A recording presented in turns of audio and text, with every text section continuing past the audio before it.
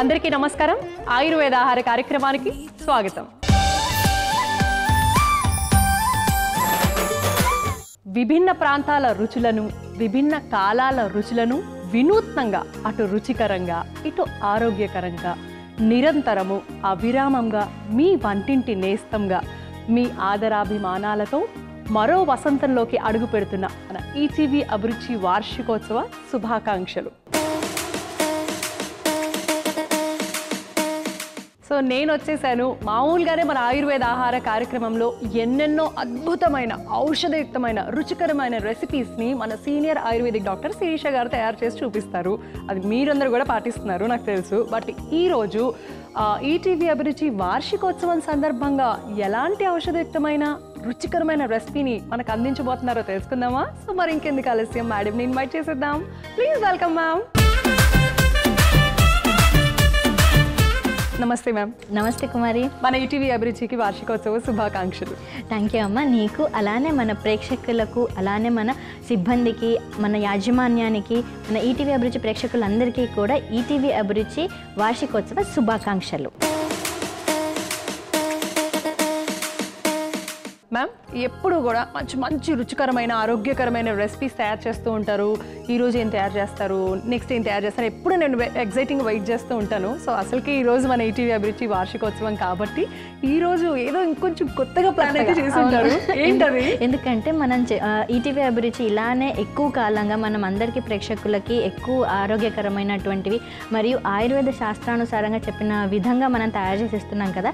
So అది నిరంతరం ఉండి అలానే మనకు వచ్చేటువంటి దీర్ఘకాలిక వ్యాధుల నుంచి ఉపశమనం పొందడానికి మనం ఇవాళ ఒక మంచి రెసిపీని తయారు చేసుకోబోతున్నాం. సో మరి ఇంకెందుకు ఆలస్యం, స్టార్ట్ చేసేద్దాం.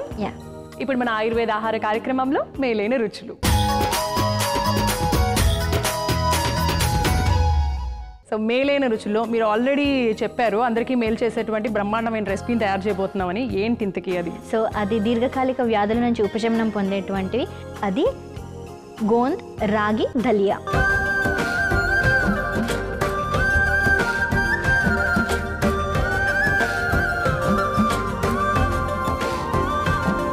ఈరోజు ఈటీవీ అభిరుచి వార్షికోత్సవం సందర్భంగా మనం గోంద్ రాగి దలియా తయారు చేసుకోబోతున్నాం. మరి దానికి కావాల్సిన పదార్థాలు ఏంటో చూసేద్దాం. గోంద్ రాగి పిండి, నానబెట్టిన చియా సీడ్స్, బెల్లం, పాలు, డ్రై ఫ్రూట్స్ క్రష్, దాల్చిన చెక్క పొడి, మిరియాల పొడి, శుంఠి పొడి, యాలకుల పొడి, నెయ్యి. సో స్టార్ట్ చేసేద్దామా? స్టార్ట్ చేసేద్దాం. ముందుగా మనం స్టవ్ వెలిగించేసుకుందాం. సో మనం ఏదైతే గోందు తీసుకున్నామో అది మంచిగా మనం వేయించేసుకుందాం నెయ్యిలో. జస్ట్ ఇంత ఒక పావు కప్పు గోందు సరిపోతుంది. సరిపోతుంది. ఓకే, ఒక్క స్పూన్ నెయ్యి కూడా వేసేయండి. ఓకే, నెయ్యి కూడా వేయనా? ఓకే, సో నెయ్యి కూడా వేసేసుకుందాము. ఒక స్పూను నేతిలో వేగించుకోవాలి, అప్పుడు ఇంకా టేస్ట్ బాగుంటుంది. సరిపోతుందా? సరిపోతుంది. గోందు వేసుకొని లైట్గా అలాగా వేగించుకోవాలన్నమాట. ఈ గోందు అనేది మనకి నాకు కూడా కొంచెం డౌట్లు ఉన్నాయి మ్యామ్ ఈ గోందు విషయంలో. ఇప్పుడు మీరు గోందు వేసుకోవాలంటున్నారు కదా, మనకి గోందు అనేది సపరేట్గా, గోందు కటీరా అనేది కూడా సపరేట్గా దొరుకుతుందంట కదా. అవును. మనకి ఇందులో ఏదైనా వాడచ్చా లేకపోతే ఎట్లా అన్నట్టు? ఏదైనా కూడా వాడుకోవచ్చు మనం. ముఖ్యంగా ఇది ఎడిబుల్ గమ్ అంటారు. అంటే ఒక చెట్టు నుంచి వచ్చినటువంటి నిర్యాసం అన్నమాట. అంటే చెట్టు నుంచి కొన్నిసార్లు మనం గమ్ లాగా చూస్తుంటాం కదా. సో అది అన్ని చెట్లలో వచ్చేటువంటి గమ్ మనం తినలేమన్నమాట. అది ఓన్లీ ప్లాంట్ ఎక్స్క్రీట్ అని కూడా చెప్పొచ్చు. కానీ ఇది ఏదైతే ఉందో మనం గోంద్ అని చెప్తున్నామో అది మాత్రం మనం తినే ఔషధం లాగా పనిచేస్తుంది అనమాట. అయితే ఇది బాదాం బంక అని కూడా అంటూ ఉంటారు. సో గోంద్ అనేది బాదాం బంక అని కూడా అంటూ ఉంటారు. అంటే ఒక్కొక్క చెట్టు ఒకటే చెట్టు ఫ్యామిలీ, కాకపోతే డిఫరెంట్ వెరైటీస్ ఉంటాయి కదా. సో దానిలో డిఫరెంట్ అనమాట. అంతే, సరిపోతుంది. మనం ఇప్పుడు తీసేసేయచ్చు. ఎక్కువ వేగాల్సిన అవసరం లేదు, జస్ట్ కొద్దిగా గోరువెచ్చగా ఉంటేనే వేగిపోయింది వెంటనే. యూజువల్గా నేను ఇది నానపెడతారు అనుకున్నాను, ఎక్కువగా నానపెట్టే చేస్తూ ఉంటారు కదా రెసిపీస్, కానీ మీరు కొంచెం డిఫరెంట్గా స్టార్ట్ చేశారు. ఇది రెండు రకాలుగా కూడా మనం వాడుకోవచ్చు అనమాట. ఇట్లా మనం ఫ్రై చేసేసి మనం ఇప్పుడు చేసే ప్రాసెస్లో బాయిల్ అవుతుంది కాబట్టి అందుకని బాయిల్ చేయలేదు. ఇది నానపెట్టినట్లయితే మనకి చాలా జెల్గా కూడా ఫామ్ అయిపోతుంది అనమాట. ఇప్పుడు మనము రాగి పిండిని వేయండి. ఒక స్పూన్ రాగి పిండిని కూడా వేయించేసుకుందాం. ఓకే, రాగి పిండి కావాలంటే మామూలుగా రాగుల్ని కూడా వేసి వేగించి పిండిలాగా చేసుకోవచ్చు, ఎలా కావాలంటే అలాగా. ఓకే, సో ఒక కప్పు రాగి పిండి, కొంచెం కచ్చాపచ్చగా వేసుకున్న రాగి పిండిని వేసుకున్నాము. సో దీన్ని కొద్దిగా నేతిలో వేసి మంచిగా ఫ్రై చేసేసుకోవాలన్నమాట. ఇది సరిపోతుందా మ్యామ్? ఇంకొంచెం వేగించుకోవాలా? సో సరిపోతుందా? దీన్ని కూడా ఆ బౌల్లో తీసేసుకోవాలా? ఓకే. ఇది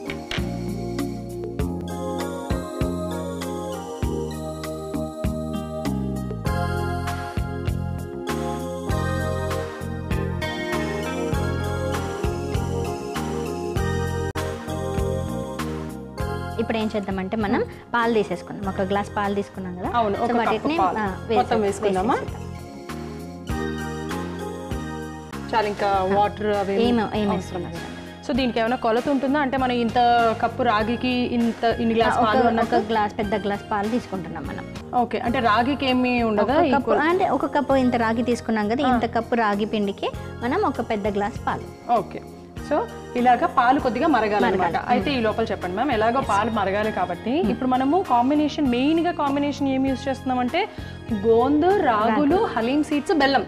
ఈ కాంబినేషన్ బేసికల్లీ అసలు గోందులో ఎలాంటి ఔషధ గుణాలు ఉంటాయి? అందరూ తీసుకోవచ్చా లేదా? ఎంత తీసుకోవచ్చు ఒకవేళ రోజు తీసుకునేటట్లయితే? సో మనం ఇప్పుడు గోంద్ ఏదైతే క్వాంటిటీ మనం మెజర్మెంట్కి తీసుకున్నామో ఇప్పుడు ఒక రెసిపీ తయారు చేసుకోవడానికి అంత క్వాంటిటీ ఆఫ్ గోంద్ మనం తీసుకోవచ్చు. కాకపోతే మొత్తం యాజ్ ఇట్ ఈస్గా తినకుండా మనం ఒక 2 to 3 స్పూన్స్ వరకు ఇన్ ఏ డే కన్జ్యూమ్ చేయొచ్చు అనమాట. అయితే మనం యూస్ చేసిన రెసిపీలో అదంతా కూడా మనకు మిక్స్ అయిపోతుంది కాబట్టి మనం ఓవరాల్గా తీసుకునేది 1 to 2 స్పూన్స్ అన్నట్టే ఉంటుంది. అయితే ఈ కాంబినేషన్ ఏదైతే ఉందో మనకి గోంద్ ఇంకా రాగి మనకి దీర్ఘకాలికంగా వచ్చేటువంటి ప్రముఖమైన వ్యాధులు ఏమున్నాయి ప్రస్తుతానికి? Sugar, BP, joint pains, haemoglobin తక్కువగా ఉన్నాయి, ఇవి ప్రధానంగా ఉన్నాయి. సో వీటన్నింటిని కూడా కరెక్ట్ చేయడానికి ఈ కాంపోజిషన్ అనేది చాలా ఉపయుక్తంగా ఉంటుందన్నమాట. ఎందుకంటే గోంద్ ఏం చేస్తుందంటే మనకి వాపు ఏదైతే ఉందో శరీరంలో ఎక్కడున్న వాపు, అది జాయింట్ పెయిన్స్ కానివ్వండి, మస్కులర్ పెయిన్స్ కానివ్వండి, ఏదైతే వాపు ఉందో వాటన్నింటిని కూడా తగ్గించడానికి ఎంతో ఉపయుక్తంగా ఉంటుంది. అండ్ మనకి రాగులలో మనకు అందరికీ తెలుసు అనమాట, ఇవి మొత్తం హోల్ గ్రెయిన్ లాగా ఉంటుంది అనమాట. సో దాంతో మనకి అధికంగా ఫైబర్ కంటెంట్ ఉంటుంది అండ్ మనకి అధికమైనటువంటి హిమోగ్లోబిన్ లెవెల్స్ని పెంచడానికి ఎంతో ఉపయుక్తంగా ఉంటుంది. ఓకే. సో మనం ఇక్కడ పాలు కూడా మరుగుతున్నాయి, స్టార్ట్ అయింది ఇప్పుడే మరగడం. ఏం చేద్దాం? సో ఇప్పుడు మనం గోంద్ వేసేసుకున్నాం. గోందు మరి ఇట్లాగా ఉడుకుతుందా? అంటే మామూలుగా ఒక ఓవర్ నైట్ నానపెట్టాలి అంటూ అలా కూడా నానపెట్టేసి ఇప్పుడు మనం ఫ్రై చేసే దీనిలో బాయిల్ చేస్తాం కదా, సో దానికి కూడా అది మెల్ట్ అవుతుంది అనమాట. అండ్ ఇప్పుడు మనం రాగులు కూడా వేసేద్దాం. ఓకే, మెల్ట్ అయ్యేంత వరకు వెయిట్ చేయక్కర్లేదా? అవసరం లేదు, అది మనం ప్రాసెస్లో అది ఇదవుతుంది. ఓకే. సో రాగి పిండి కూడా ఆల్రెడీ ఒక కప్పు రాగులు వేయించుకున్నాం కాబట్టి నేతిలో ఇదంతా కూడా వేసేసుకుందాం. ఓకే. సో ఇది కూడా చక్కగా చిన్న ఫ్లేమ్లో అలాగా ఉడికించుకోవాలి. అదే మీరు రోజు కూడా తీసుకోవచ్చు అని అన్నారు కదా, మామూలుగా ఎన్ని గ్రామ్స్ రోజు కూడా తీసుకోవచ్చు? ఎందుకంటే మంచిది అన్నారు, వెయిట్ లాస్ అన్నారు, అదన్నారు, ఇదన్నారు, అన్ని రకాలుగా ఉపయోగపడుతున్నప్పుడు రోజు గ్యారంటీగా తీసుకుందాం అనే ఫీలింగ్ కలుగుతుంది. అలా తీసుకోవచ్చా? తీసుకుంటే ఎంత మోతాదులో తీసుకోవచ్చు? సో మనం ఒకవేళ రోజు గోంద్ ఒకటే తీసుకోవాలనుకుంటే మాత్రం ఒక 1 teaspoon వరకు తీసుకోవచ్చు అనమాట. సో మీరు చక్కగా దాన్ని పౌడర్ లాగా చేసో లేకపోతే అలానే గోందని మంచిగా నానబెట్టేసుకొని రాత్రి మార్నింగ్ వేరే డ్రై ఫ్రూట్స్తో మిక్స్ చేసేసి తీసుకున్నట్లయితే సో మనకు అది ఇంకా న్యాచురల్ కూలెంట్గా కూడా పనిచేస్తుంది అనమాట. ముఖ్యంగా న్యాచురల్ కూలెంట్గా ఏదైతే మనకు పనిచేస్తుంది అంటే ఇది గోంద్ అనే చెప్పాలన్నమాట, టాప్ ప్రయారిటీలో ఉంటుంది. సో అధికమైనటువంటి వేడిని తగ్గించడానికి సాధారణంగానే మనకి ధనియాలు ఎలాగైతే ఉంటుందో సో అలా ఇది కూడా పనిచేస్తుంది. ఓకే. అయితే అధిక వేడితో ఎవరైతే బాధపడుతూ ఉంటారో, ఎవరు పాప ఏం తినకపోయినా కొంతమంది శరీరాలు ఎక్కువ వేడి చేస్తూ ఉంటాయి కాబట్టి అలాంటి వాళ్ళు వారంలో 1-2 సార్లు లేదంటే రోజుకు 1 స్పూన్ గనక గోంద్ ఇలా ఏ రకంగా అయినా సరే తీసుకుంటే వేడిని తగ్గిస్తుంది కదా. బాగుంది కదా. ఓకే. ఇప్పుడు ఏం చేయాలి? దగ్గర పడింది కదా, బెల్లం వేసేద్దాం. బెల్లం మొత్తం వేసేనా? ఒక ఫుల్ కప్పు, మొత్తం కప్పు బెల్లం వేసేసుకుంటున్నాము. వాసన అయితే వచ్చేస్తుంది. బేసిక్గా స్వీట్స్ కాబట్టి చిన్నపిల్లలు కూడా. అవును, ఇంతకీ చిన్నపిల్లలకి పెట్టచ్చా? చిన్నపిల్లలకు కూడా పెట్టచ్చు, చాలా మంచిగా అరుగుతుందా? ఈజీగానే అరుగుతుంది. ఎందుకంటే ఇప్పుడు మనం రాగి కూడా పౌడర్ చేసి పెట్టాము అండ్ మనం మంచిగా బాయిల్ చేస్తున్నాం కాబట్టి అది ప్రాసెస్ ఆఫ్ డైజెషన్ని ఈజ్ చేస్తుంది అనమాట. అంటే జీర్ణక్రియని చాలా సులువుగా చేస్తుంది. అలానే కాన్స్టిపేషన్ కూడా దూరం అయిపోతుంది, ఎందుకంటే దీనిలో అధికమైనటువంటి ఫైబర్ ఉంటుంది కాబట్టి రాగులలో. అండ్ మనం బెల్లం కూడా వాడుతున్నాం కాబట్టి రాగి ఇంకా బెల్లం అనేటువంటిది మన హిమోగ్లోబిన్ కాంపోనెంట్ని ఎక్కువగా ఇది చేస్తుంది. సో దీనివల్ల ఏమవుతుందంటే రోగనిరోధక శక్తి పెరుగుతుంది అనమాట. ఇంకొంచెం బెల్లం కరగాలి. మరి ఇవి ఎప్పుడు డ్రై ఫ్రూట్స్ కూడా వేసేది, అది లాస్ట్లో వేసేది. లాస్ట్లోనా? ఇవి కూడా ఎక్కువ ఉడకాల్సిన అవసరం. ఓకే. అయితే డ్రై ఫ్రూట్ పౌడర్ వేసేద్దాం. సో డ్రై ఫ్రూట్ పౌడర్ మనం ఒక చిన్న కప్తో తీసుకున్నాం కాబట్టి డ్రై ఫ్రూట్ పౌడర్ వేసేసుకుంటున్నాము. ఓకే. అలాగే సొంటి పొడి మొత్తం వేసేనా? సొంటి పొడి మొత్తం ఒక స్పూన్ ఉంటుంది. సొంటి పొడి మొత్తం వేసేసుకుంటున్నాము. యాలక్కుల పొడి ఒక స్పూన్ వేసుకుందాం. సో స్వీట్ కాబట్టి యాలక్కులు వేస్తేనే అసలు ఆ ఫ్లేవర్ అనేది మరింత బాగుంటుంది. ఒక స్పూన్ తీసుకున్నాము. మరి దాల్చిన చెక్క పొడి కూడా వేయమంటారా? ఎంత వేయను? ఒక హాఫ్ టీ స్పూన్ వేయండి. Half spoon. ఓకే. అయితే దాల్చిన చెక్క పొడి అయితే కొంతమంది గులాబ్ జామున్లో కూడా వేస్తారు. మిరియాల పొడి పావు స్పూనేనా? ఓకే, పావు స్పూన్. ఓకే. సో ఇవి వేసుకొని మంచిగా ఇలా కలుపుకోవాలి. ఇప్పుడు మంచి ఫ్లేవర్ వస్తుంది కదా. ఎస్, అరోమా సూపర్గా వస్తుంది. మనం ఇక్కడ చేస్తే ఇంకో చాలా మందికి తెలుస్తుంది ఏదో స్వీట్ వీళ్ళు తయారు చేస్తాను అన్నంత మంచి రుచి వస్తుంది. ఓకే. సో ఇప్పుడు మనము ఇది ఇలా తయారు చేసింది రోజుకి ఒకటి తీసుకోవచ్చు, ఒక చిన్న కప్పు తీసేసుకోవచ్చు అనమాట. సో మనం స్వీట్స్ ఎక్కువగా రేర్గా యూస్ చేస్తాం కాబట్టి ఈ కాంపోజిషన్ మొత్తం మనం ఒక చిన్న కప్పు తీసుకుంటే సరిపోతుంది. ఓకే. ఇండివిజువల్గా తీసుకోవాలంటే ఈచ్ ఒక్కొక్క టీ స్పూన్ తీసుకుంటే సరిపోతుంది మనకి. ఓకే. ఇప్పుడు ఇంకేమన్నా వేయాలి? ఇప్పుడు మనం ఇంకా మిగిలిన హలీం సీడ్స్ని ఒక హాఫ్ కప్ వేసాం. Half cup. Okay. Okay. Haleem seeds కూడా ఎంతసేపు నానబెట్టుకోవాలి? అవి తొందరగా నానిపోతాయి అనమాట. మనకు ఒక 1 అవర్ మాక్సిమం 1 to 2 hours పెట్టినాగా నానిపోతాయి.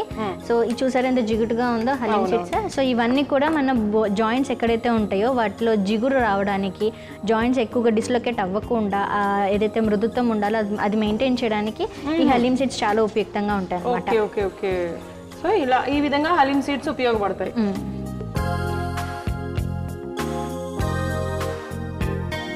అయిపోయిందా? ఇప్పుడు ఇది స్టవ్ ఆఫ్ చేయొచ్చా? ఆపేసేయచ్చు. ఓకే. వా, యమ్మీ రెసిపీ. స్టవ్ ఆఫ్ చేసేద్దాం. ఇప్పుడు దీన్ని సర్వింగ్ బౌల్లోకి చేసేసుకుందాం.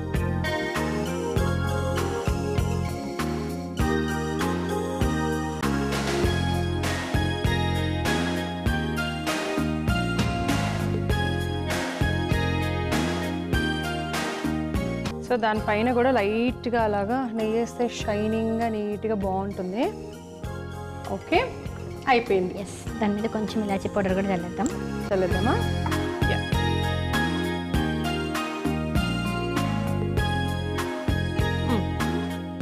సో మనకి దీర్ఘకాలికమైనటువంటి వ్యాధుల నుండి ఉపశమనం పొందడానికి ఎంతో ఉపయుక్తమైనటువంటి గోంద్ రాగి దలియా రెడీగా ఉంది.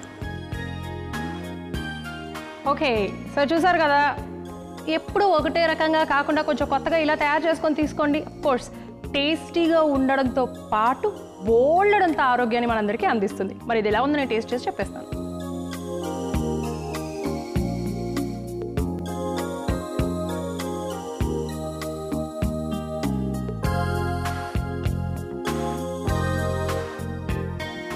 వేడిగా ఉందా లేదా అని చూసాను. ఇప్పుడు స్పూన్ తింటా. ఆహా, ఎంత బాగుందో తెలుసా. అలా లోపలికి వెళ్ళిపోతుంది. మధ్య మధ్యలో క్రంచీగా ఆ గోంద్ అఫ్కోర్స్ టేస్ట్ ఏమి ఉండదు, లైట్ జెల్లీ లాగా ఉంటుంది కదా.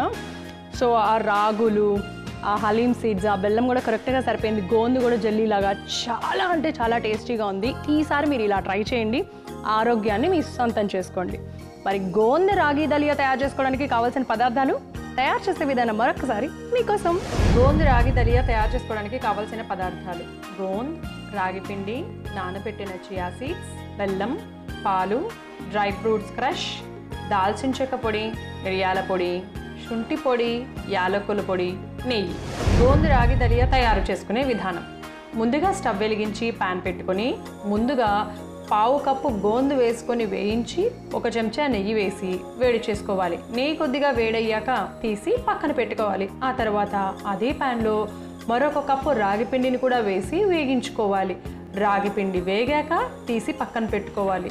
ఇప్పుడు అదే ప్యాన్లో 1 గ్లాసు పాలు వేసి కొద్దిగా మరిగాక ముందుగా వేయించుకున్న గోంద్ అలాగే రాగి పిండి వేసి కలుపుకొని కొద్దిగా ఉడికాక బెల్లం వేసి కరిగించుకోవాలి. బెల్లం కూడా కరిగి గోంద్ మంచిగా కరిగిపోయాక డ్రై ఫ్రూట్స్ పౌడర్, 1 చెంచా శుంఠి పొడి, 1/2 చెంచా యాలకుల పొడి, 1/2 చెంచా దాల్చిన చెక్క పొడి, పావు చెంచా మిరియాల పొడి వేసి బాగా మిక్స్ చేసుకుంటూ ఉడికించుకోవాలి. తర్వాత 1/2 కప్పు నానబెట్టుకున్న హలీం సీడ్స్ వేసి కలుపుకుంటూ ఉడికించుకొని స్టవ్ ఆఫ్ చేసి సర్వింగ్ బౌల్లోకి తీసుకుంటే దీర్ఘకాలిక వ్యాధుల నుండి ఉపశమనం అందించే ఈటీవీ అభిరుచి యానివర్సరీ స్పెషల్ గోంద రాగి దలియా రెడీ.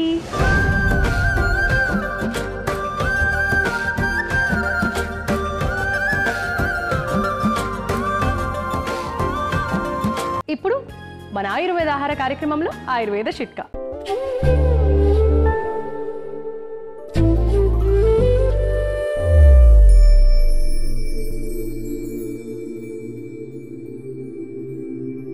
కడుపులో ఉబ్బరం తగ్గించడానికి ఆయుర్వేదంలో ఒక చక్కని చిట్కా ఉంది. అదేంటంటే ఒక గ్లాస్ గోరువెచ్చటి నీళ్ళలో ఒక హాఫ్ టీ స్పూన్ కాలాంజీ సీడ్ పౌడర్ని యాడ్ చేసి ఒక హాఫ్ టీ స్పూన్ నిమ్మరసం కలిపి ఈ మిశ్రమాన్ని అంతా కూడా భోజనం తీసుకున్న ఒక అర్ధ గంటకి తీసుకున్నట్లయితే రోజు ఈ మిశ్రమం అంతా తాగినట్లయితే మనకి కడుపులో ఉబ్బరం తగ్గిపోతుంది. అలానే చక్కగా మోషన్ కూడా ఫ్రీ అయిపోతుంది.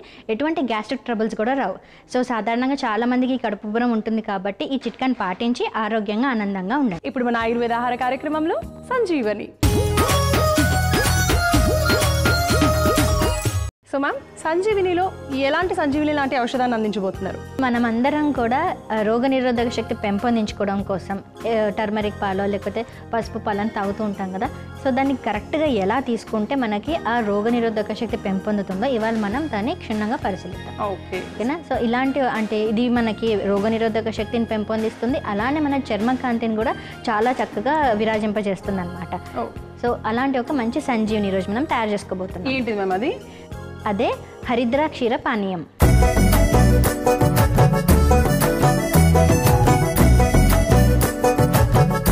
హరిద్రా క్షీర పానీయం తయారు చేసుకోబోతున్నాము. మరి దానికి కావాల్సిన పదార్థాలు ఏంటో కూడా తెలుసుకుందాం.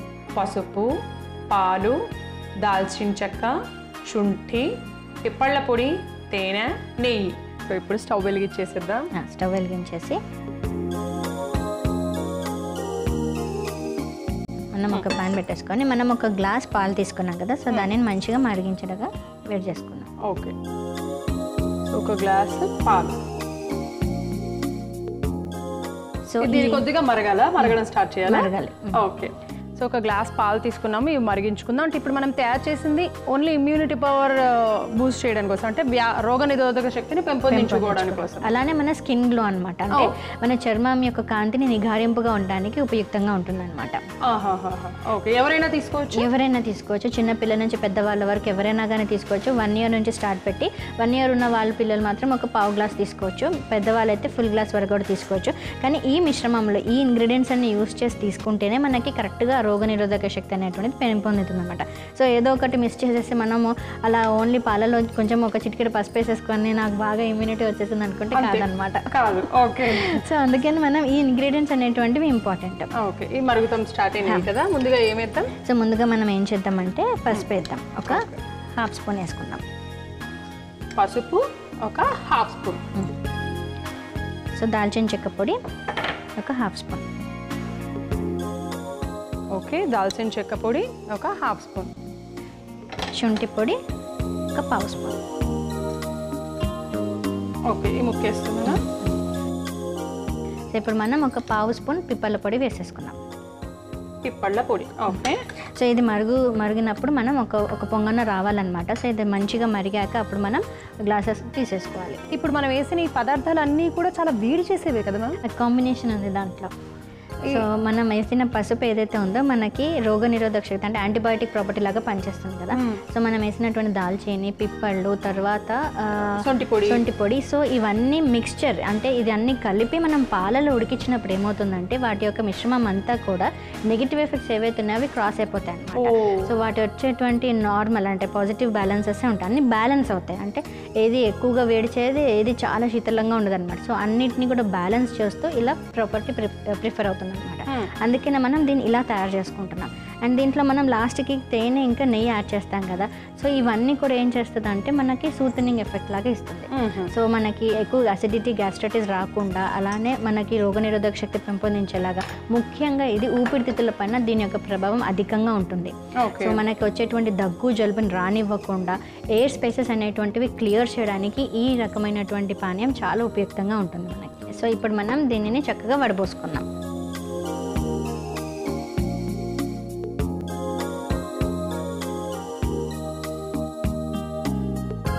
ఎంత తీసుకోవాలి రోజుకి? సో రోజుకి ఇంత గ్లాస్ పాలు చక్కగా తీసుకుంటే చాలా బాగా మనకి రోగనిరోధక శక్తి పెరుగుతుంది. అలానే కడుపులో ఉన్నటువంటి మలినాలన్నీ కూడా చక్కగా బయటికి వెళ్ళిపోతాయి. ఫ్రీ మోషన్ అవుతుంది.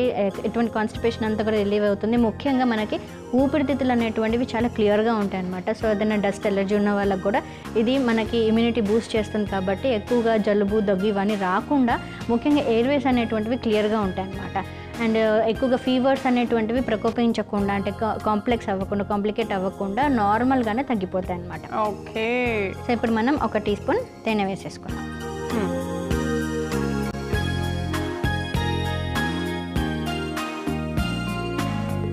అలానే 1 టీ స్పూన్ నెయ్యి.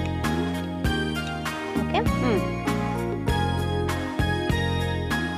సో చక్కగా మనం మిక్స్ చేసేసుకొని ఇలా రాత్రి పడుకునేటప్పుడు తాగామంటే మనకి చక్కగా నిద్ర కూడా పడుతుంది. అలానే రోగనిరోధక శక్తి కూడా పెరుగుతుంది అన్నమాట. ఓకే. సో ఇన్ని ప్రయోజనాలు ఉన్నటువంటి హరిద్ర క్షీరపానీయం రెడీగా ఉంది. మనకి ఎన్నో రోగాల నుంచి విముక్తి కలిగించి కాంప్లికేషన్స్ ఏమీ రాకుండా మనకి సంపూర్ణమైన ఆరోగ్యాన్ని ఇవ్వడానికి రెడీగా ఉందన్నమాట. ఓకే. సో చూసారు కదా, హరిద్ర క్షీరపానీయం అయితే రెడీ అయిపోయింది. అందరికీ ఇమ్యూనిటీ అంటే రోగ నిరోధక శక్తిని పెంపొందించడానికి మనం ఎంత చక్కగా ఇలాంటి తయారు చేసుకున్నా రోజుకు 1 కప్ ఎవరైనా కూడా తీసేసుకోవచ్చు. మరి దీనికి కావాల్సిన పదార్థాలు, తయారు చేసే విధానం మరొకసారి మీకోసం.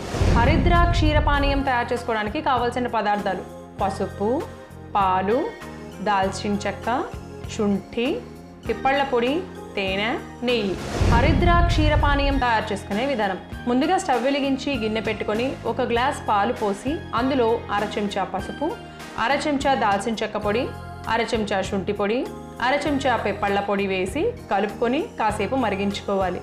పాలు మరిగాక స్టవ్ ఆఫ్ చేసి గ్లాసులోకి వడపోసుకొని అందులో 1 చెంచా తేనె, 1 చెంచా నెయ్యి వేసి కలుపుకుంటే రోగ నిరోధక శక్తిని పెంచి కడుపులో మలినాలను అలాగే ఊపిరితిత్తులను శుభ్రం చేసే హరిద్ర క్షీరపానీయం రెడీ.